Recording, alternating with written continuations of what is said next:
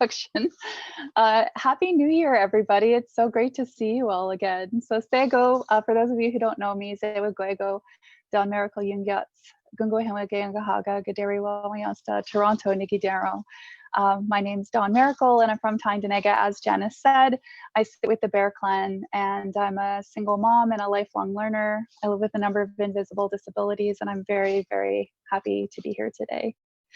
So I'm gonna share a PowerPoint presentation. It's shorter than usual, but mostly tell you the story that Janice shared with you guys and the overview of, and then we'll have some time for discussion at the end. So I'm just gonna share screen.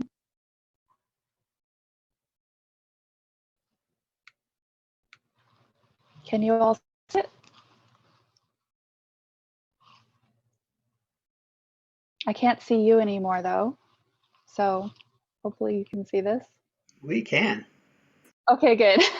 Thank you. I'm just going to move it back to the beginning here. So this is preparing for Have a Heart Day, because Have a Heart Day is actually on Valentine's. I wanted to give this to you guys in preparation of Have a Heart Day. So this is a picture of Shannon Kusachin from Attawapiskat, which is on a James Bay community. It's a Cree community. It's a First Nations community. And this is a picture of her when she was 13, speaking at Parliament Hill. So when did the problem start?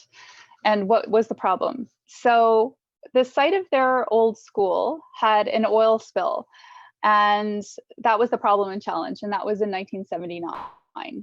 And so I'm going to share with you just a little bit of a timeline. And it includes that, of course, an oil spill is a massive ecological and health challenge. And so starting at that point, there were numerous chiefs, community members, and the MP, Charlie Angus, who I urge all of you to get to know if you don't know who he is already. He's the MP for Timmins and James Bay. Contacted 18 successive ministers of Indian Affairs and the various names of the department since 1979 to demand that the oil spill be cleaned up and that a new school be built for the community members there. And so what happened was, instead of building an old school, a new school, instead of cleaning up the contamination, they just did nothing. Every now and then the government would send in new non-Indigenous consultants who over time kept saying, yep, there's an oil spill. Yes, the people in Attawapiskat, including the children, family members, and teachers are sick. Yes, this is a level 1 health problem. Yes, it needs to be cleaned up. And then nothing would be done. And then years later, after more complaints and challenges to the government, they would send in another consultant who would basically say, yes, there's black mold. Yes, the children and teachers and family members are having health problems. Yes, the site is a priority issue. It's urgent. It needs to be cleaned up. Nothing would happen. And so this went on and on for a very, very long period of time.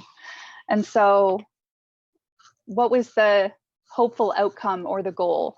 Goal number 1 was that equal education and funding and access for all children in Canada. All children in Canada should have access to a school, regardless of where they live and regardless of whether they're status Indian children or not. Because all other children in Canada who aren't status Indian children all have access to schools. But the government of Canada was refusing to build a school for First Nations children, in this case, in Attawapiskat, saying they didn't have money, or saying they couldn't be bothered, or saying it wasn't their jurisdiction, or we're just ignoring them full out. And there's a very, very clear distinction of rights for non-Indigenous children and rights for Indigenous children across this country. And goal number 2 is kids from Attawapiskat should have a quality school with access to quality education, just like all other children across this country have. So what they do, they built some portables. beside the oil spill. And I'm sure that you can appreciate that even beside the oil spill, they continue to have health issues.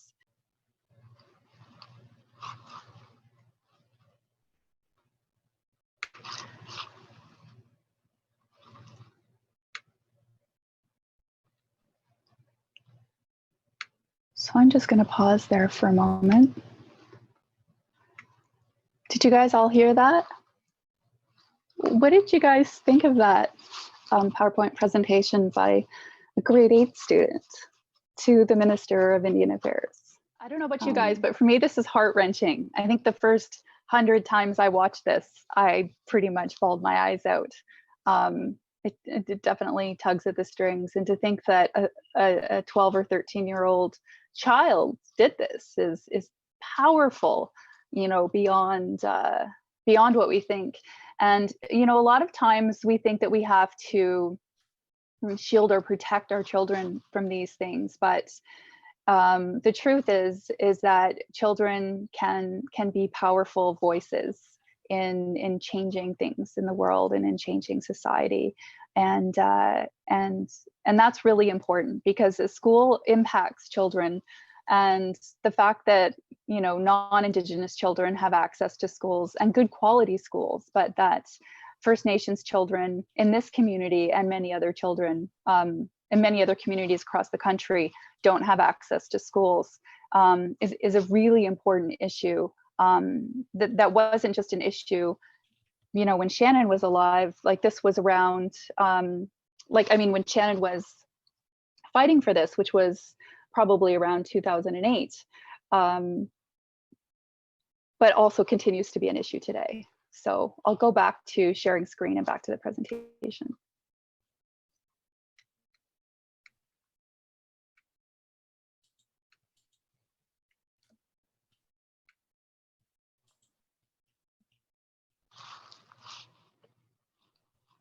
So she spoke at Parliament Hill, but, you know, envisioning what you want is really, really important when you're working towards a goal. And this is part of what they wanted to envision, was a school that was like schools that non-Indigenous children have.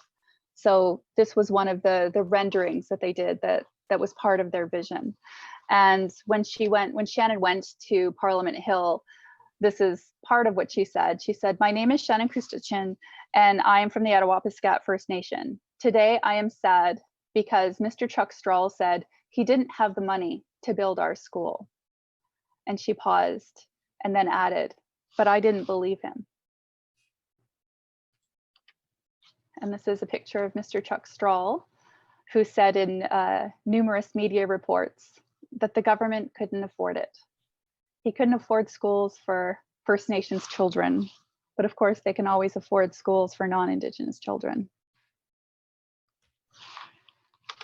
So part of Shannon's legacy, during the course of the more than a generation that they went without a school, or libraries, or gym, or science labs,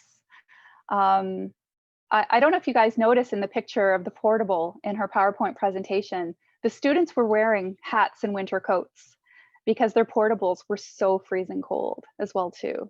So even having heat is something that non-Indigenous children have that they take for granted in their own schools as well too. Is that they were able to gain allies, and some really powerful allies, to help them along the way in their campaign towards getting a school. And so what two major allies that they got that helped them, that was really important, was the Assembly of First Nations and the First Nations Child and Family Caring Society.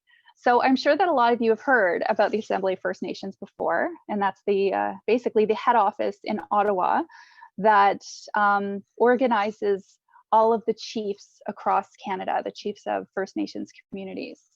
So keep in mind that reserves in Canada that have chiefs as leaders, which AFN then organizes, is still a colonial entity. So keep that in mind, because it was the government of Canada that forced Indigenous communities to have chiefs. it doesn't mean it's all bad, because it's still people in our communities, but just keep in mind that it was a colonially designed governance structure. That's all that I'm saying. But the First Nations Child and Family Caring Society, I believe, was founded by, and we'll get into that in a moment, but it was founded to support First Nations children and families. And they have successfully taken the government of Canada to court dozens of times, successfully, and won against the government of Canada when they have broken agreements with Indigenous peoples, when they have broken human rights and treated Indigenous peoples differently than they have treated non-Indigenous peoples. And so here's one perfect example. And having these allies becomes very important. And so one thing that the First Nations Child and Family Caring Society did was they worked alongside Charlie Angus, who is seen in this picture here with Shannon, because Attawapiskat is within his territory as being an MP. He worked very closely with the people in his region, and he is a very well-known ally to Indigenous people and Indigenous rights, and has been for a very long time. He worked with them, and he knows Shannon's family very, very well, and he encouraged her to speak even when she didn't want to, and he encouraged her to come down to Parliament to speak. He arranged the meeting for her to speak with Chuck Strahl, and when she didn't want to go up on the steps of Parliament and speak, he told her that she could do it. As a young Cree girl, she was quite shy, but he, encouraged and supported her every step of the way. And what the First Nations Child and Family Caring Society did was they helped to organize schools all across the country. And they got schools to do letter writing campaign. They got teachers to talk to their kids about this issue in Attawapiskat, and to say,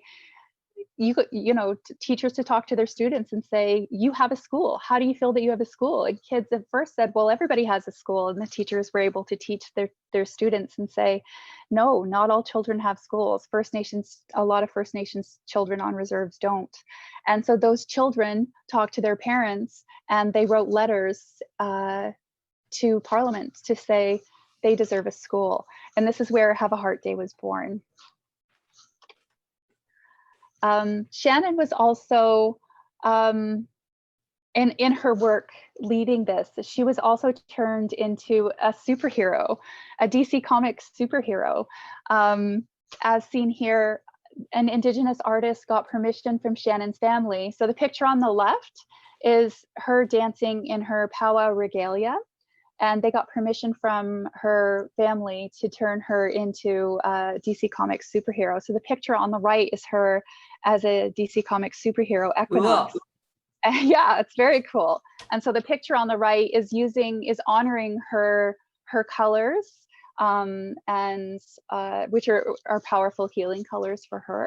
And you can look her up, and there are books on her, and honoring her spirit and her gifts as well too. And there was, I think I've already used this picture a bit farther back.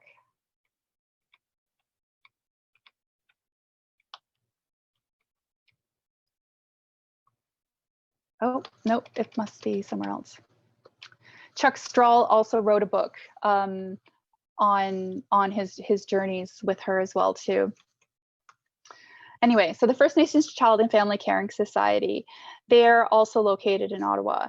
Their mission statement is to provide reconciliation-based public education, research, and support to promote the safety and well-being of First Nations children, young people, families, and nations.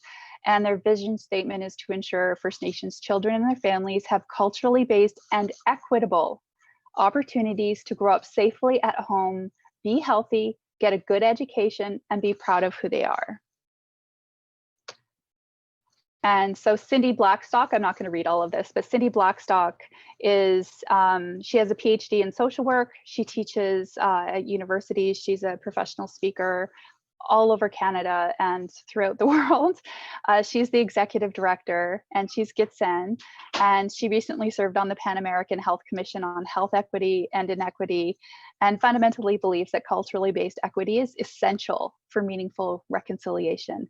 I have met her and worked with her many times, spoken with her on a number of panels, and she is really, truly just one of the most fundamentally exceptional people that I have ever met. And I don't know if anyone has successfully taken Canada to court and won as many times as she has on as many issues as she has. She's an outstanding Canadian or Indigenous person here in the country of Canada. And so Have a Heart Day is a child and youth-led reconciliation event that brings together caring Canadians to help ensure that First Nations children have the opportunity to grow up safely at home, get a good education, be healthy, and be proud of who they are. So it's not just that there's this issue that Attawapiskat needed a school. It's that once that there's that goal of Attawapiskat, there was a bigger issue at hand. So now I will answer your question and talk to you about Attawapiskat. So I'm sure that there are many of you who've heard of the book Seven Fallen Feathers. Seven Fallen Feathers, without me giving away too much, is about Indigenous children from the North who have to come south to go to school, to Thunder Bay or to other, local places. And so in this case, they came to Thunder Bay to go to school. Why do they have to leave their homes and be billeted out in another city far, far away from their families? Because the government refuses to build schools in their own communities. So if you think about your own children or even yourself, how well would you have done in high school if you were forced to move very, very far away and not live with your own family, not be in your own culture? And a lot of times the families who you were billeted with were only doing it for the paycheck, and who were maybe racist against you.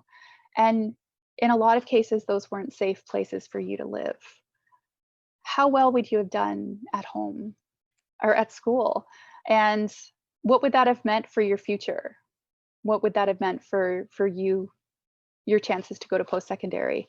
What would that have meant for your future career? And in essence, this is, speaks to the heart of the problem. So Shannon Kusachin, when she went to high school, she had to leave her community and go to another larger city center to attend school because the government refused to build a school in her community. And unfortunately for her, tragedy struck. There was a car that struck her and she died when she was 15 years old. And so despite all of the incredible work that she did for her community and speaking out against this issue across the nation, she passed away. And only then, within the months after her death, did the Minister of Indian Affairs at the time finally say, okay, we'll build a school in Attawapiskat. And so, although she died in around 2010, the school didn't open until 2014 in Attawapiskat. So it still took time to build the school, complete it, and finally open it. And so how many Indigenous children have to die before our government finally gives in? I mean, 1979 until 2014, before a school was finally built. 18 successive ministers of Indian Affairs. This is outlandish. How many people in power in Canada don't care about the lives and value and futures of Indigenous children and communities and economies and families? And that's why people like Cindy Blackstock have had to create an organization like the First Nations Child and Family Caring Society. And unfortunately, when they finally got their school, there were still over 80 First Nations communities across Canada that still needed schools. that the government of Canada was still refusing to build. And I believe a few other schools have been built. So now there are approximately 70 schools across Canada that still need schools built, quality schools, equal schools to what all other non-Indigenous children in this country are able to enjoy. Schools with libraries and science labs and gyms and play equipment outside. And so just because other First Nations communities have schools, it doesn't mean that they have all of those other things as well too. And so Have a Heart Day is to bring attention to all of these things. And so that's why I wanted to give this talk today, to give all of you a heads up to the upcoming Have a Heart Day on February 14th. This is an issue that's very, very close to my heart. And so I wanted to continue sharing a bit more about this issue that I hope that you can share with your family and friends and on your social media. And I hope that you're interested in getting involved as well too. So there's a lot of different things that you can do, and they have tons of information on their website, which I'll share with you in the coming pages as well too. So you can send, and they have everything ready-made for you. So it's quite easy to get involved actually as well too. So there are links here, which are also links on their website. You can send a Valentine's Day card or letter supporting Have a Heart Day, which is again for all of those communities to have schools. So the letters can go to the Prime Minister and your Member of Parliament, or you can also create your own card or letter. You can spread the word and also spread the word on social media, on all of your social media. And you can also get creative by doing activities with your families. If you're a teacher, you know any teachers, they have packages for teachers that they can use in their classrooms as well too. You can host an online Valentine's Day party to raise awareness in your school or community. They have posters available, and you can register your Have a Heart Day celebration. You can also, they have a Project of Heart, so you can register reconciliation in your classroom as well too. And they have a Shannon's Dream School resources page with a whole bunch of different resources there as well too. And you see it's school-based because that's where Have a Heart Day was born out of, was the school-based allyship to support Shannon's original campaign. So that's why there's so many school-based resources with this. But you don't have to be a school, you don't have to be a teacher, you can be anybody to support this campaign. They have, on the website, they have a lot more ideas. And there's a hashtag Have a Heart Day. So anything that you do on social media, please use that hashtag so more and more people can see it and become aware of it. They also have a link to hear Senator Kim Pate make a statement on Have a Heart Day, which is important, really important to hear. And they also have an information sheet on additional ways that you can make a difference. And you can also take pictures of anything that you do so that they can be added to the gallery if you use the hashtag. They also have this poster, Reconciliation is for All of Us, and this has a whole bunch of different things that they do throughout the year. So they have a Heart Day on February 14th, but they also have Elderberry Day, March 20th. They also have Bear Witness Day on May 10th, and that's for Jordan's Principle to ensure that all Indigenous people get access to healthcare. That's another talk I'd love to do for you guys for May 10th. And then there's, they have events throughout the year, which are all about Indigenous rights, being at the very least equal rights to what everybody else in Canada enjoys. And so that it's, the website is firstnationscaringsociety.com/events. And just for more information on things that you can do, right on their website, you can register for Have a Heart Day on their page. So it's fncaringsociety.com/have-a-heart. Become a member of the First Nations Child and Family Caring Society. You can donate to the organization, sign up to support their campaigns, tell all of your friends about their campaigns and urge them to join. You can tell them about Shannon's story, which is just really such an incredible story. You can buy Charlie Angus's book about Shannon and read in book club with your friends.